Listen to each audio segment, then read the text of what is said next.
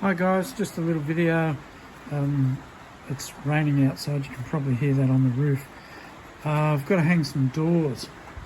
So I've looked on YouTube and saw the door hinge jigs that guys make out of timber. So I went over to Bunnings, or our hardware store here in Australia, to buy the trim router bit that I needed, which is this one with the bearing at the top. And I came across this Ryobi hinge jig. So I thought, oh well, the router bit on its own was nearly $30, and this thing was $30 all up.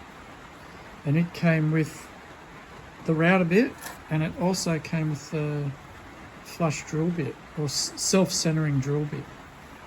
So I thought I'd give it a run. I haven't hung the doors yet, but I've just come home with it and did a few test cuts. So I just thought I'd do a quick video because it's not a bad thing. This is a 4-inch stainless steel hinge, and if you can see, hold the phone and fitting that in there, it fits really well. That's a 4-inch hinge. I did see a video, another guy, he was fitting smaller hinges and he was getting a gap at the back here, but this is a snug. That's really good. Like, I hung a door a few weeks ago and I was really unhappy. I chiseled it out like you see the guys do, and it was not, I wasn't happy at all. And, yeah, I wanted to do a neat cut, so I've done a few test pieces. Here's another one. It does leave the corner a little rounded, which the best way to cut it out with a chisel is while the jig is on.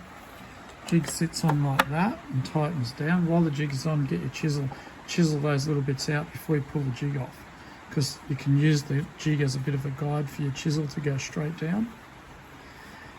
It's as simple as anything. It just, you do this, screw up where you want your hinge located, you set your router. Now the jig has a little depth gauge on the side. See this? It's, you just put the bit in the router and you just set it to your depths. One of those is 35, 50 or 70 mil hinge is that depth. And that's for the bigger hinges, the 85 to 100 mil. And I found that pretty accurate. So yeah, you just, and this is a stop here. So you pull that out if your hinges are smaller, if you can see what I mean, if your hinges are up here smaller. And that's a stop block. Really simple. Saved me gluing one up out of wood. But I found it good. Just a couple of little tiny things. When you sit it on, you want to hold it down firm, because it tends to want to ride up like that as you tighten it up. So that cut there, you probably can't see it, but it wasn't cut flush because that jig was on an angle. When I pushed it down, I got this one's just spot on. I did another one. The first one I did was a bit out too. So there's that. Just make sure you push it on flush. Also, I did watch another video. It was an Australian guy and he was having trouble. There's a screw in here that sticks out. And he's right. It does dint the timber. If you can see that little round dint there, that's what that screw did. Now you don't want that to happen to your new door. You probably can't see it on there, but there's a little dint there too. So I thought, what am I going to do about this screw? So I pulled it out.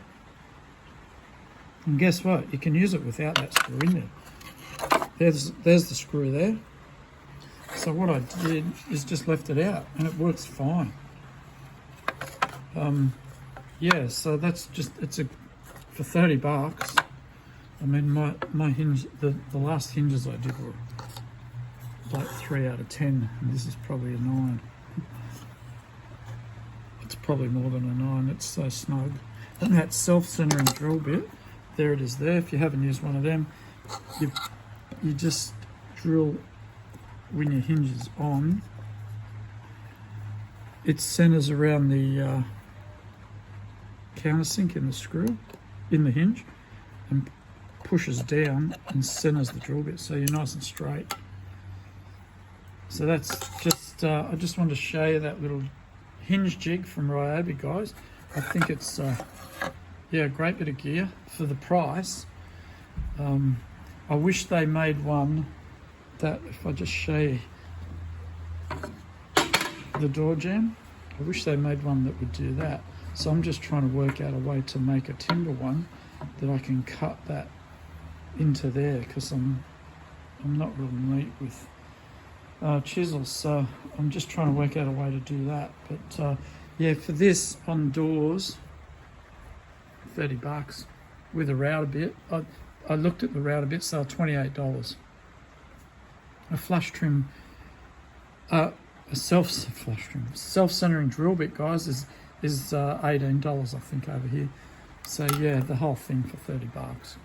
I mean, it is only plastic, and yeah, just take that screw out, and it won't mar your work or bruise your timber. Anyway, guys, yeah, I hope that helps. I'm not really a Ryobi fanboy, but I probably am because I've got heaps of Ryobi stuff. And I noticed when I bought this that next to it was the lock installation kit, the Ryobi lock installation kit, and the little stroke plate kit. And I think I'll be buying those two to install these doors, because I just want to do it neatly. Anyway, guys, I hope that helps a little bit, and I'll talk to you on the next one. Bye for now.